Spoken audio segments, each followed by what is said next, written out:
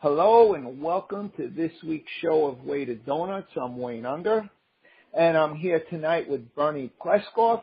Bernie is a former Major League scout, and he is how can I say it? You write scouting reports. I've seen you on FanRag, MLB.com, Twitter.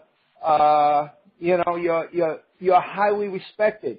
And your reports are quite thorough. So I'm glad you're here. Welcome, Bernie. Thank you. Good to be with you. In fact, I just had a scouting report today on Indians new center fielder Bradley Zimmer. That's on the site of fanragsports.com as we speak. And, of course, Zimmer hit a double and a home run today after striking out 3 times yesterday. So he's off to a fairly good start. One thing I love to see in a young player is making an adjustment. So I always look at that as a positive. You know, when I first saw Zimmer, for example, that's a good point. When I first saw him play in some All-Star games and probably in spring training and at AA Akron, he had a very, very long swing. He was trying to hit a 5-run home run every time he went to the plate, and I've never seen that done. So anyway, what he has done, I think, is shorten his swing a little, become a little bit less aggressive at the plate, trying to hit the ball to the gaps, and that's a big adjustment he has to make, and he has to continue to fight, trying to pull everything and trying to hit a home run every time at the plate. So Bradley Zimmer, at least for the time being, is in center field for the Indians. Excellent. And, talk about shortening your swing. Aaron Judge is a perfect example of that. I think he also cut down on his leg kick a little bit. But I tell you what, from the difference that I saw, I live in New York, so I probably watch more Yankee games than anything. And it's unbelievable from about the 5th game of the season on. It's just unbelievable the change I've seen in him.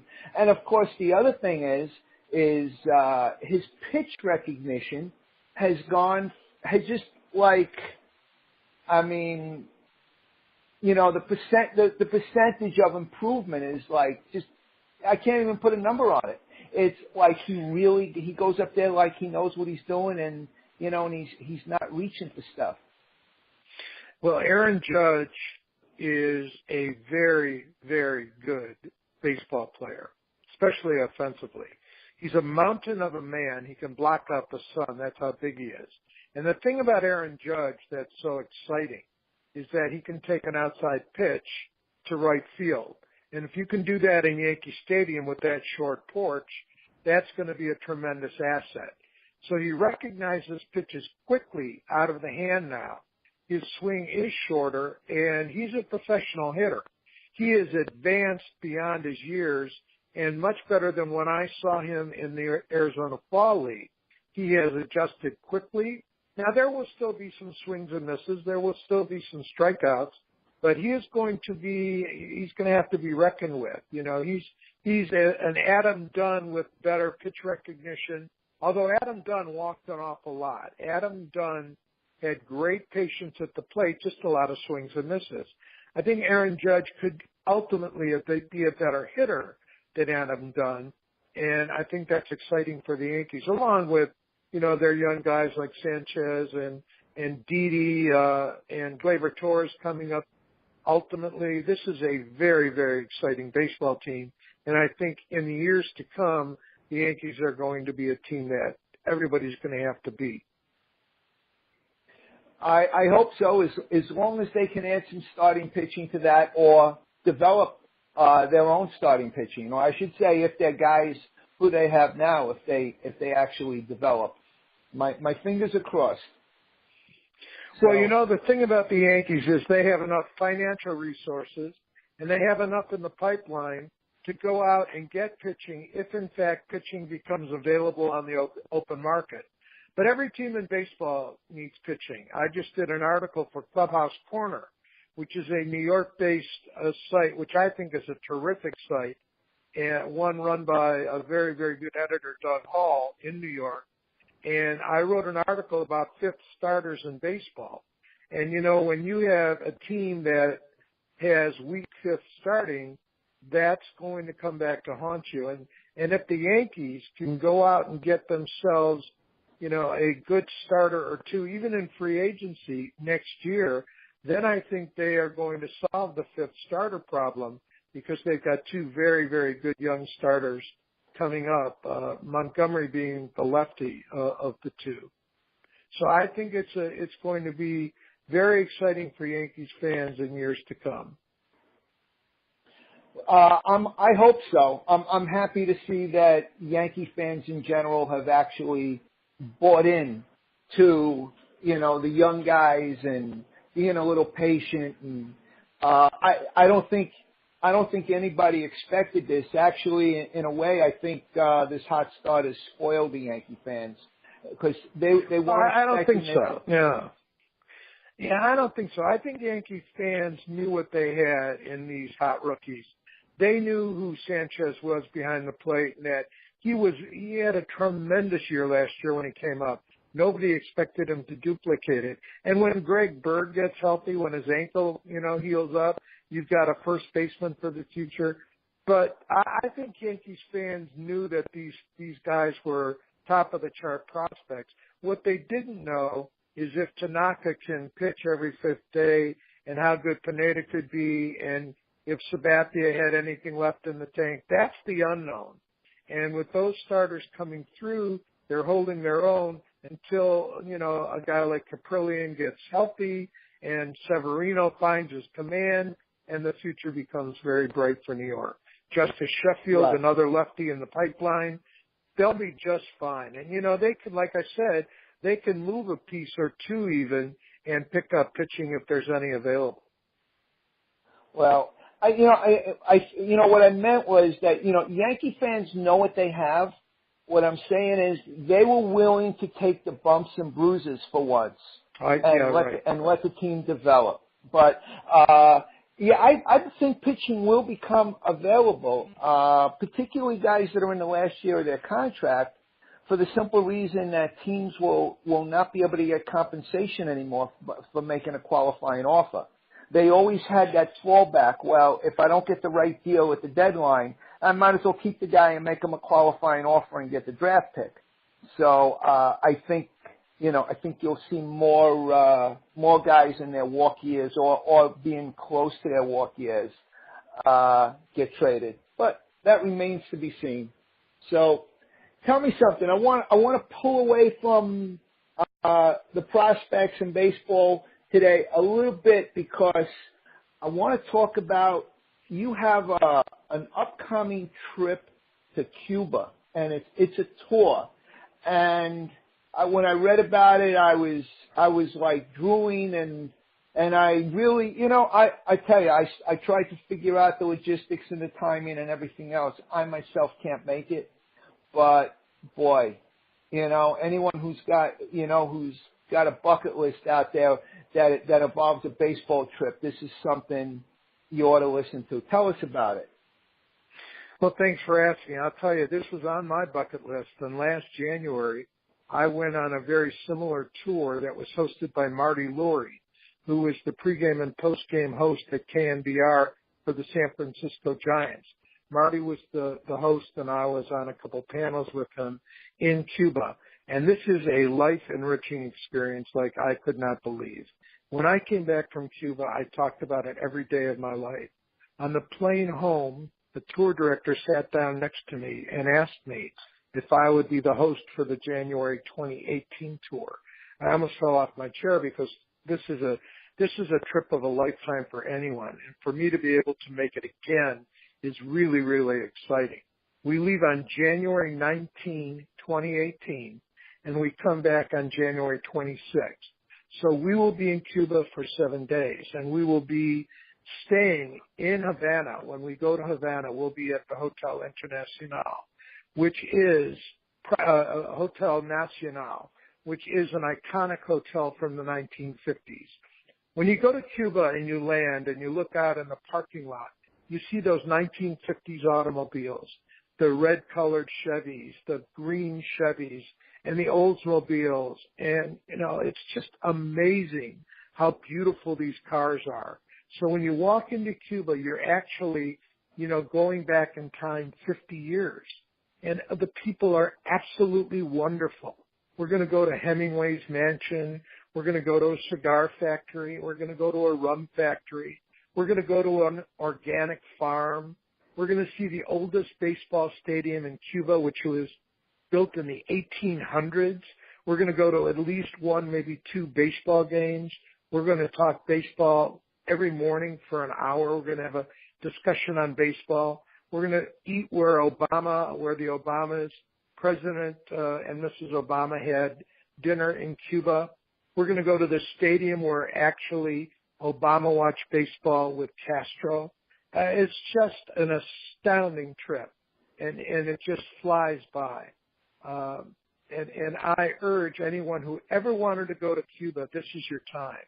It's $4,950 for a single occupant, $5,300, $5,350, I think, for a double or a single occupancy, $5,350. Yeah, it's $5,350 for a single. Yes, $4,950 for a double. For a double, that's correct. And we will go from Miami to Havana. That's included in the price. The price of the visa is included. You will need a passport, but I'll tell you, I just can't say enough about this. If you ever want to go to Cuba, this is the time, because the price is just going to go higher and higher.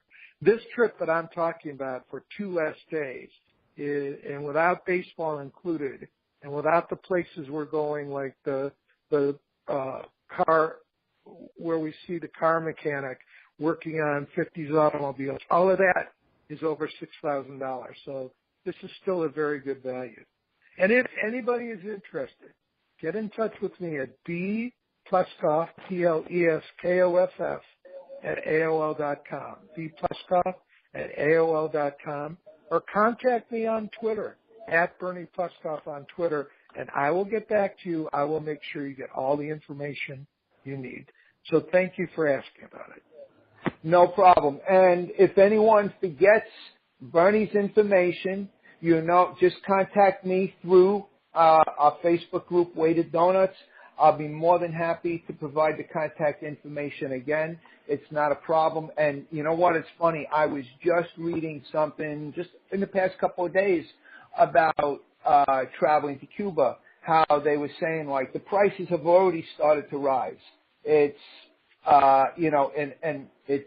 and also the fact that, if you are planning to go, they were saying, make your reservations early, because the people, you're going to have more and more people starting to go, and there won't be enough. They don't have the tourist infrastructure, so to speak. So the fact that the fact that you've got, the hotel rooms already booked at the Nacional, which is an iconic hotel. I actually, a couple of years ago, I read a book called I think it was called Havana Nocturne. And Bernie, actually, you should probably try to grab it on eBay or something. I wish I still had it. I actually bought it at a yard sale. I read it, I gave it to somebody else, and then I gave it to somebody else, and I told them to pass it on to somebody else. It was a wonderful book. It was more about Cuba and the mob and Batista and how Castro came into power. Right. But anyone that has any interest whatsoever in Cuba, particularly if you're going to be going to Cuba, you should really read it. Cuba was like just, it was unbelievable. And the people are spectacular. The people are so great. And in this hotel, I looked up and I see Stan Musial's name in a plaque. That's where the great Stan Musial, that was the room he stayed in. And it's just, everything about it is so special. You sit out on this large veranda and you're looking out at the water, and some guys and women, lighting up cigars and drinking rum. Just a beautiful place with beautiful people, as clean as can be. And we have an air-conditioned bus with a bathroom on it, very modern bus. Everything about our trip is first class. everything about it, from the meals we eat to the hotels we stay in. And we got it, like you said, at an extremely good price. Yes. I mean, I tell you, I have the thing up in front of me. I'm gonna give everybody the bullet points real quick. Okay. Some of the things Bernie already mentioned, but it's 7 nights at the hotel, round trip airfare from Miami to Havana, daily breakfast, lunches and dinners as specified on the itinerary, full-time professional bilingual guide, all ground transportation, including air-conditioned bus with toilet facilities, luggage handling and transfers from airports and hotels, pre-trip departure information, Cuban insurance. It says health evacuation included in the airline ticket. Please retain your boarding pass, etc. Cuban visa, compliance with U.S. Treasury Department regulations, speaker fees for all Cuban personnel, admission to all museums and public buildings listed in the itinerary, coordination of listed activities, Cuban airport departure tax. Okay, so yeah, that's a big package. It is. It's more than fairly inclusive, to say the least. You know, and I think there's only like 2 meals that aren't included, and those are days you're on your own. And you know, we're going to go to the only place where they have ice cream in Cuba. We're going to walk from our hotel to the ice cream stand, which is really big, but it's the only place you can get ice cream in Havana. They only have one type of bottled water in Cuba, and they call it Cuba's best water, the number one in Cuba, but it's the only one. And we have that cold water on our bus all the time. You know, you just can't go there with any expectations because every single day is a new treasure. Just amazing. I can't say enough. So contact me, B. Pleskoff at AOL.com, at Bernie Pleskoff on Twitter. You know, give yourself a holiday gift. Give yourself a gift or give it to someone you love for the holidays, Christmas, Hanukkah, Kwanzaa, whatever it may be. What a great holiday gift to give to somebody, or do something special for yourself and go to Cuba. So thank you for bringing this up. I really appreciate it. No problem. I'm more than happy to share it. I shared it once in our group, and I don't know if anyone ever responded, but like I say, for me, I was like, wow. Find a way to go. Find a way to go. I will be in New York for the SABRE conference in July. So I don't know if any of your listeners go to the SABRE conference. It'll be at the Grand Hyatt at the end of July. I think I'll be there July 27th, and I leave on the 29th. I think it's the end of June. I think it's the end of June. No, actually, I hope not, because I won't be there in June. Oh, it is. No, you're right. It is because I'm actually moving to Orlando July 19th, and I was like, oh man, it came back to New York, and I can actually make it. So You're absolutely right. I will be there in June. Oh, excellent. Well, you and I will have to talk, and I will have to take you out for a meal somewhere. Whether I'm only going to be there a couple days. Oh, I know. Well, I tell you, I plan to go to the awards dinner on Thursday night. Really more to, do a little networking and meet some people and things like that. And I will be there. I'm going to go there on Saturday. I can't do the whole thing, but that's right. I will be there on Wednesday, Thursday, Friday. I leave on Saturday. And like I said, Doug Hall's Clubhouse Corner, and I hope to meet with Doug in New York as well. If you don't know Clubhouse Corner, I have an article on there every Sunday called Bernie's Baseball World, and I just love Doug and what he's doing with ClubhouseCorner.com.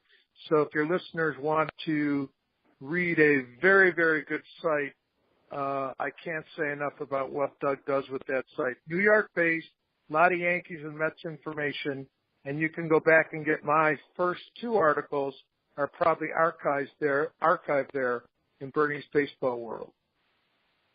I know you're more of a Twitter guy, but if you come visit us at Weighted Donuts on Facebook, you can I bet if you posted a few articles there, you would pique the interest of the people in the group, and they in turn, when they find something interesting, they in turn share the articles on other baseball groups. So, well, I'll tell you what, when you we're might in New want York, to give we'll us a talk shot. about that. Okay, maybe. Excellent. So let's go back to baseball. And so my buddy who's a huge Philly fan asked me to ask you about J.P. Crawford. I will do that. I'll tell you about J.P. Crawford. J.P. Crawford, Philly, the outstanding shortstop prospect for the Phillies. When I saw him in the Arizona Fall League before he got hurt, I think he hurt his hand or his thumb or something like that and left early. But my issue with Crawford was a lack of hustle that I saw. I think that has since been corrected. My issue with young guys is sometimes they read their press clippings and they think they're better than they are.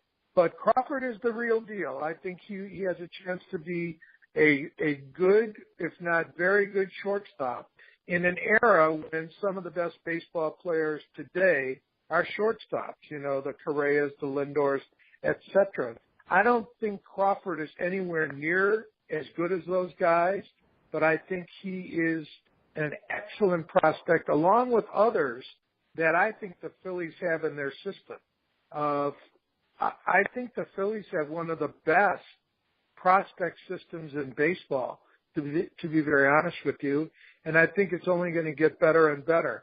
Of course, they've had draft picks early in the draft, but when you've got Crawford at short, who's their best prospect, Jorge Alfaro is an extremely good catcher, Nick Williams in the outfield, but a couple guys that are a little bit less known, Scott Kingery at second base, I think is extremely good. The guy I'm most high on is Rhys Hoskins, a first baseman, and I just think this guy is going to be the real deal. So I think Crawford is fine, no question about it, but I think the other guys around him are going to make him even better. And while we're on the Phillies, what about Dylan Cousins? Yeah, another great prospect that I didn't mention. You see, there's so many of them, and they're probably ranked 1 or 2 or 3 in terms of the best prospects in the game. Dylan Cousins is an outfielder, 6'6", 235.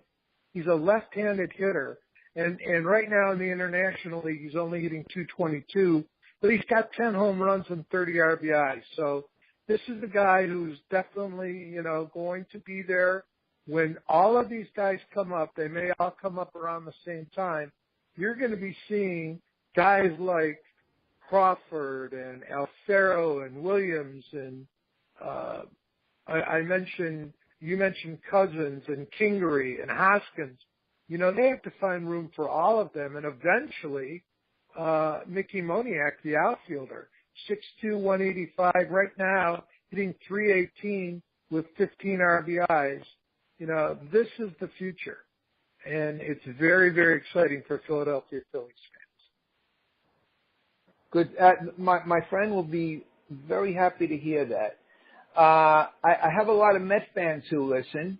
Ahmad Rosario, do you think we're going to see him in New York this year? Well, there's mixed feelings about that. First of all, the Mets pitching, as you know, has collapsed because of the injuries, and their strength was their pitching. But when you've got Noah Syndergaard and guys like that on the shelf, and you can't have a Steven Matz pitching every 5th day, you've got a problem. And I saw Wheeler 2 nights ago or 3 nights ago. He looked outstanding. So I think that's a bright spot. But Harvey is scuffling big time. He is not the same as before his surgery. So why would you bring Ahmed Rosario up if, in fact, you don't have a chance to catch the Nationals, or if, in fact, you cannot be in the playoffs? Why not let him play every day, and play at AAA in Las Vegas. He's hitting 364 right now. 364 at Vegas, which is, a hitter-friendly Pacific Coast League. But I'm not sure I'd bring him up yet. They may bring him up in June or July if they want to put a spark into the team, if they can, make a wild card run. But they're not going to win the division over the Nationals. So I don't know that they won't leave him there all year until September and give him a look then. It's a very, very tough call. He's only 21 years old. He's very young, 6'2", 190 pounds, probably the best shortstop prospect the Mets have had in years and years and years at a position where they really need the help. Dominic Smith's another story. Dominic Smith can play first base, and they really he's 21, and he's young as well, but I don't know that they would bring both of them up, and they may bring up Dom Smith if Duda goes on the shelf again.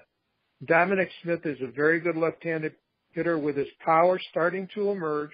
He's got 5 home runs this year. He's hitting 325. He's a natural hitter. He's a natural pull hitter. And he's a guy that I think Met fans could fall in love with. So those are your 2 best prospects.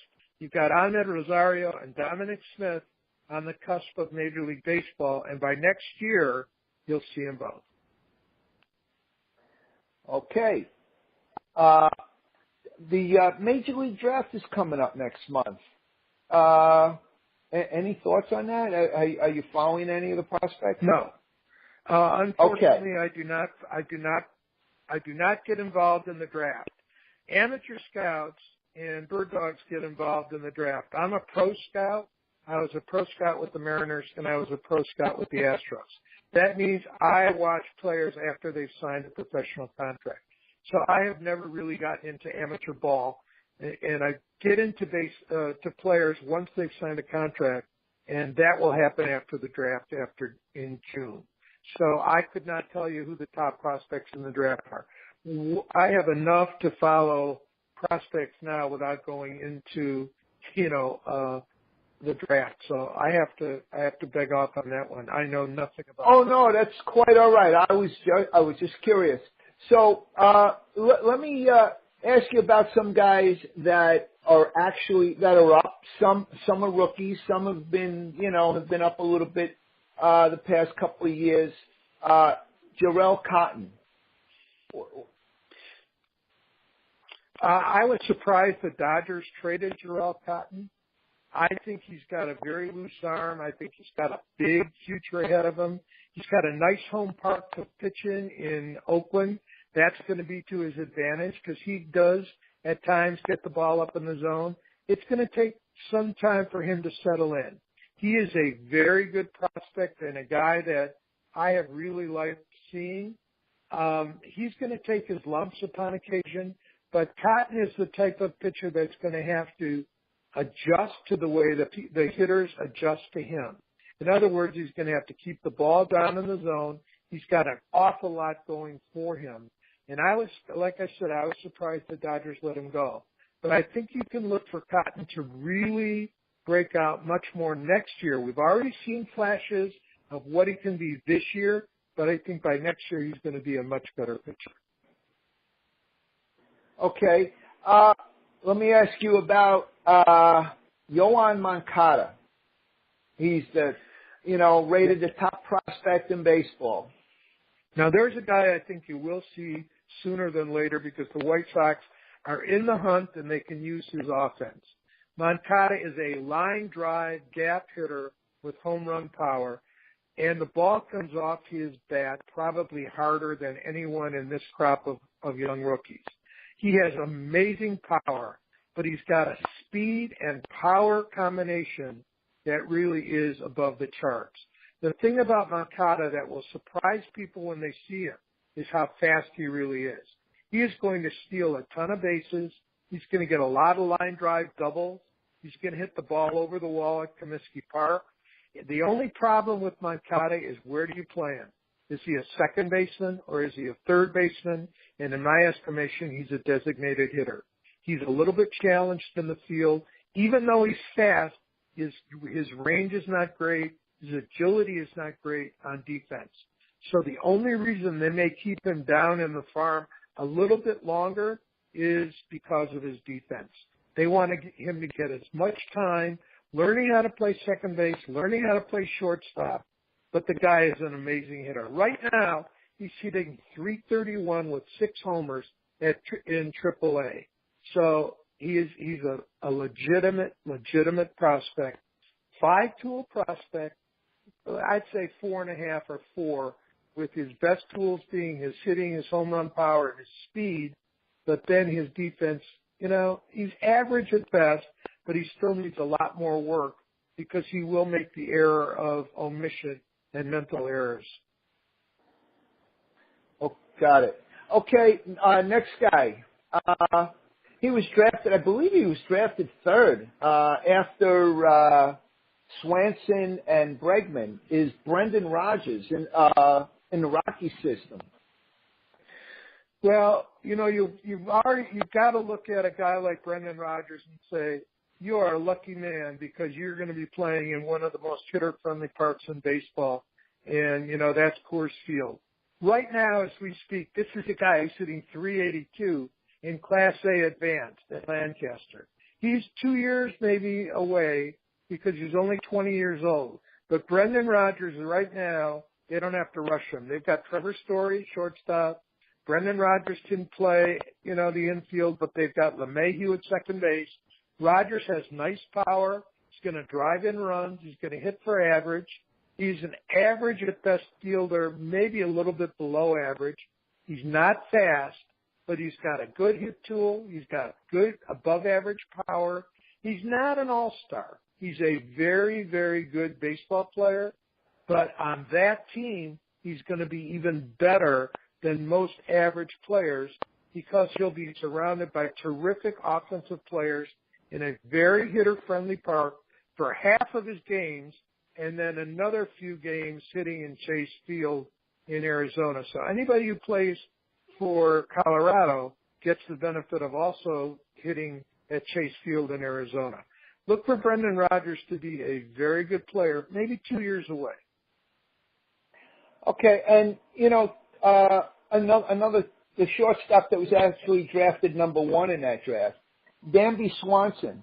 Do you think he's going to be an offensive all-star? Well, I've never been terribly bullish on Swanson. I think he was a default pick by the Diamondbacks, who turned around and traded him along with Aaron Blair at Enciarte, and they got Shelby Miller for him. It was a terrible package that the Diamondbacks put together, and they are reeling from that package still today, probably more so because of Enciarte than the other two. But Swanson is a good ball player, don't get me wrong. I don't think he's a superstar, and I think the Atlanta fans want him to be a superstar. I think he's a very, very good shortstop. The reason he was the number 1 pick in the draft is there wasn't a clear-cut number 1. And the Diamondbacks picked him because he was, of that crop, the best of the rest. So I think at this time, that's why he's there. But they traded him needing pitching, and they went and got Shelby Miller, which turned out to be a very, very bad deal for Arizona. So I think Brendan Rodgers is a good player, don't get me wrong, but I don't know that offensively he's ever going to bust it like a lot of people thought he was going to. I think he'll be okay, but not a superstar like people thought. And I said the same thing about Byron Buxton. Good player, not a superstar. Everybody wanted to, claim the guy was going to be absolutely spectacular, but he's good. Swanson right now is hitting .194 for the Braves with 3 home runs and 12 RBIs. Now, he's scuffling, but he's still very young. I think they brought him up way too soon. He's going to have to hit his way out of his problems. And while we're on that class, I don't have much Alex more time Bregman. to give you. Okay, well, I'm going to real quick. Well, let's add Alex Bregman into the mix. Okay, Alex Bregman, third baseman for the Astros, another very good player whose future is much brighter than his present. He is now starting to hit. but I think you're going to find Bregman to be a very good athlete. He is going to own third base for them for a long time. He's not going anywhere. There was a lot of talk that Bregman would be traded because he could fetch so much, and they need pitching. But, Bregman is going to start to come into his own. It's not going to happen right away. He may be a little bit slower starter. Right now he's hitting 257, but he only has one home run. He's a much better hitter than that. He'll be their third baseman for years to come, in my opinion. But don't count on him yet. He's still young. He's got a lot of learning to do. He was born in 1994, so that tells you, hitting 257 right now. And I think he's got a very, very bright future, and he will be their third baseman, for a long time to come. Not a big kid. At 23 years old, his growth has probably stopped. He's 6 feet tall, 180 pounds. So in today's game, he's not huge. But I like Bregman. I think 2 years from now, he's going to be much better. Great. Thank you. Bernie, I want to thank you for coming on, and we'll stay in touch, and I will make sure that I get to see you in New York, and make sure I get you a great meal, a New Thanks for York having me. meal. I appreciate it.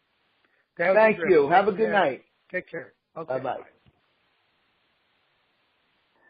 Okay, folks, that's it for tonight's show. I hope you enjoyed it. I hope you got something out of it. And, that Cuba trip, if you can make it happen, there it is. Top of the bucket list. Have a good night, and we'll see you next week.